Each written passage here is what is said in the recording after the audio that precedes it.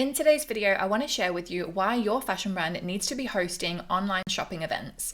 I'm going to be discussing the benefits of this method and how it can create an exciting experience for your customers. And stay till the end to learn how you can boost your confidence and increase your sales using this method.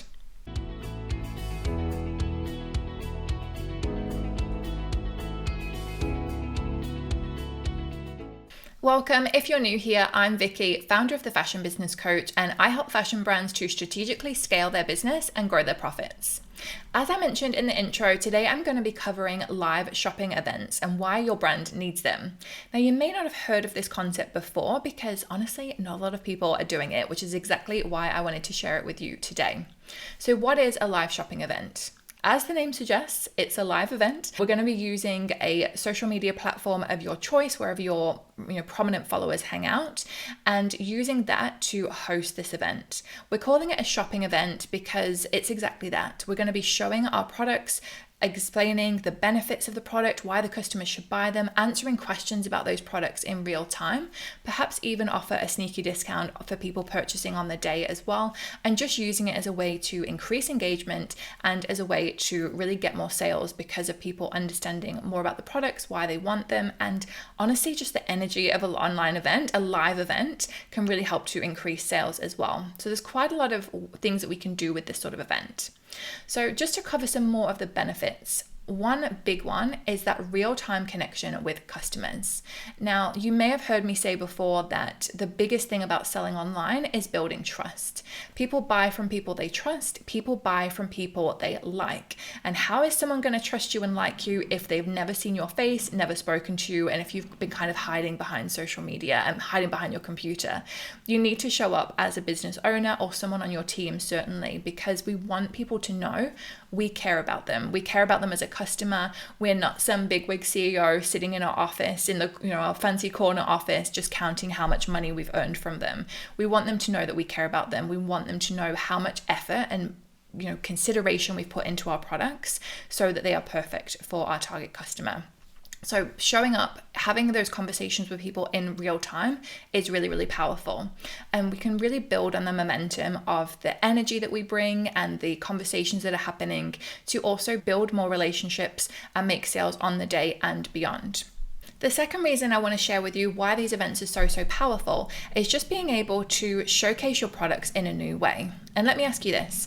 Have you ever been on a product site and you're thinking to yourself, oh, I wish I knew the answer to this. I wish there was this angle. I wish I could look at this detail. Because let's face it, a lot of the times websites are not showing us all of the little details that we want to see. And this is an opportunity for you as a brand to invite those questions. Say, hey, this is the product. Who wants to see what details? Who's got what questions? Who wants to know about the sizing or the story of the product? And people can just have that conversation in real time. Obviously, we want to sell on the day, but it's also a great way for us to think, okay, these are the kinds of questions people are asking. Obviously, this has been unclear in the past, and it helps you to improve going forward, thinking, okay, this is what people are asking. How can I answer that on my website so that I can encourage the sales way beyond this live event? And from a customer perspective, having the ability to speak to the business owner or designer or whoever on your team is going to do this event, just from a customer perspective, having that connection with them, seeing their passion and just getting answers to everything they need, and maybe styling ideas. Maybe they're not a confident person when it comes to styling and they need some help with that. Just being able to answer these kinds of questions is really, really powerful. Another element that we can bring into these sorts of events, if you want to, totally optional and no pressure to discount, but we can offer some sort of limited time bonus. For example, maybe if you sell a lower cost item like a tote bag, something like that, something inexpensive by comparison to the main products that you're selling, you can offer that as a gift with purchase. Maybe you offer free shipping or a discount if they spend over a certain amount. Whatever it might be, there's options to do that. Absolutely no pressure. Like I said, we can run these events successfully without any discounting. We can run an entire business successfully without discounting. We don't have to get sucked into that discounting mentality, but the option is there if you want to. These events can also really help us with attracting new customers because the algorithm loves it when there's high engagement on your channels, particularly platforms like Instagram, for example. So if they see people come into this event and there's going to be a lot of questions because of how you're running this event, that's going to give you that algorithm boost, which is going to help you to then attract new customers. When done strategically, you can also get people to invite their friends, therefore expanding your reach once more. And don't forget, these sorts of events, it's not like a one-time thing. When I've started introducing this topic to people, they're like, oh, but it's a lot of work for one day.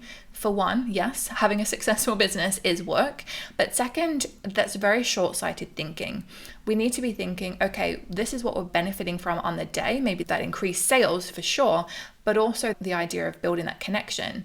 But also, how is that going to play out over the coming weeks and months? And certainly when I've done live events for my own business, I've had people come who loved it but weren't able to purchase on the day. Sometimes they didn't have the money, or for me at that time being in the occasion wear industry, they just didn't have an event to go to. You know, there was no weddings coming up, no formals, whatever. But then 3 months down the line, when they got that wedding invite, who should they call? Of course, it's going to be me, because I'd built that relationship with them. And that is the power of these events. So at this point, maybe you're thinking, okay, Vicki, I get it. I really understand the power of these events, but there's just one problem. I've not got the confidence to go on camera. It's fine for you saying these things, you're on camera all the time, but what about me? I can't do it. I can't even face being online and on video. And I get it. You might be surprised to learn I'm actually a really huge introvert. Going on camera for me, showing my face, was one of the hardest things I've had to do in business for sure. The reason I guess why I show up and maybe have that persona that I'm always on camera and it's fine for me is just because I've pushed myself to do it so many times. But honestly, if you've been following me from the start, 7 years ago, you would have seen a whole different person. Or actually for the first 2 years, you probably didn't see me at all because I was one of the people hiding. But all this to say, you can build that confidence over time. You can start to show up and give people that impression that you're passionate, you're excited about your products. And the reality is, if you're watching this, you are.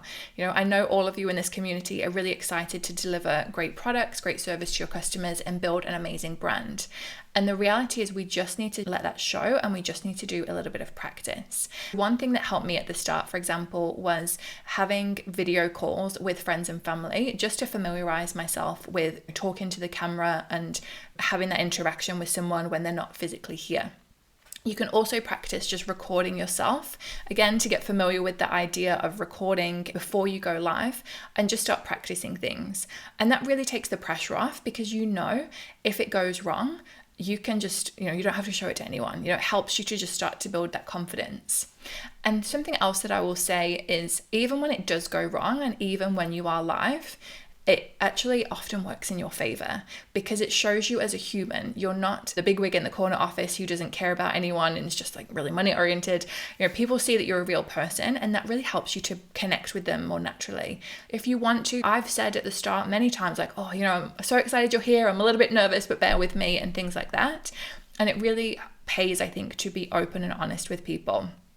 And if all that wasn't enough to convince you that anybody can be confident on camera, or that anybody can show up on camera, I'm going to tell you now about the worst experience that I ever had on camera.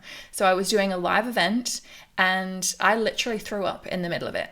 Literally. And people were so nice about it. Like, I obviously felt awful that happened. And I thought, like, oh my goodness, like, everyone's going to hate me. It's such a disaster. How am I going to do this again? But people were so nice about it that I actually think, in a weird way, the event was kind of better for it. Obviously, avoid throwing up if possible, but just wanted to share that even when those things happen where you're like, oh my goodness, the worst is gonna, like, those fears that build up in your mind about the worst, just ask yourself, like, is it actually the worst thing that can happen to you, right? And, at the very, very worst, if you decide that you don't want to share this video past the live event, then don't. I would greatly encourage you to, because it can be really, really powerful, but it's also not a requirement.